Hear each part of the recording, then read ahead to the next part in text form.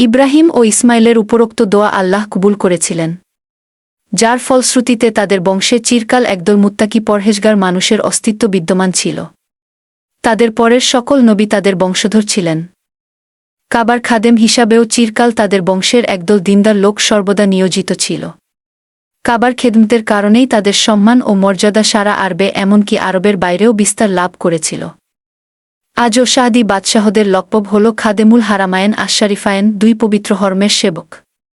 কেননা বাদশাহিতে নয়, হারামাজেনের সেবক হওয়াতেই গৌরব বেশি। ইব্রাহিমের দোয়ার ফসল হিসাবেই মক্কায় আগমন করেন বিশ্বনবী ও শেষনবী মুহাম্মদ ছাক। তিনি বলতেন, আমি আমার পিতা ইব্রাহিমের দোয়ার ফসল ও ঈসার সুসংবাদ। এই মহানগরীটি সেই ইব্রাহিমী যুগ থেকেই নিরাপদ ও কল্যাণময় নগরী হিসাবে অদ্যাবধি তার মর্যাদা বজায় রেখেছে। জাহেলি আরবরাও সর্বদা একে সম্মান ও মর্যাদার চোখে দেখত। এমনকি কোনো হত্যাকারী, এমনকি কোনো পিতৃহন্তাও এখানে এসে আশ্রয় নিলে তারা তার প্রতিশোধ নিত না। হরমের সাথে সাথে এখানকার অধিবাসীরাও সর্বত্র সমাধিত হতেন এবং আজও হয়ে থাকেন। পরীক্ষাসমূহের মূল্যায়ন।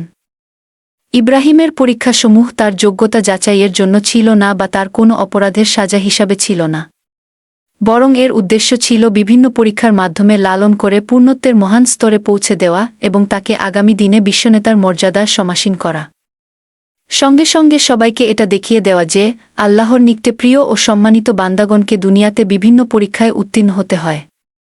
আল্লাহর সুন্দর গুণাবলীর মধ্যে তার পালনকর্তা গুণটিকে খাঁজ করে বলার মধ্যে স্বীয় বন্ধুর প্রতি স্নেহ ও তাকে বিশেষ অনুগ্রহে লালন করার প্রতি ইঙ্গিত রয়েছে।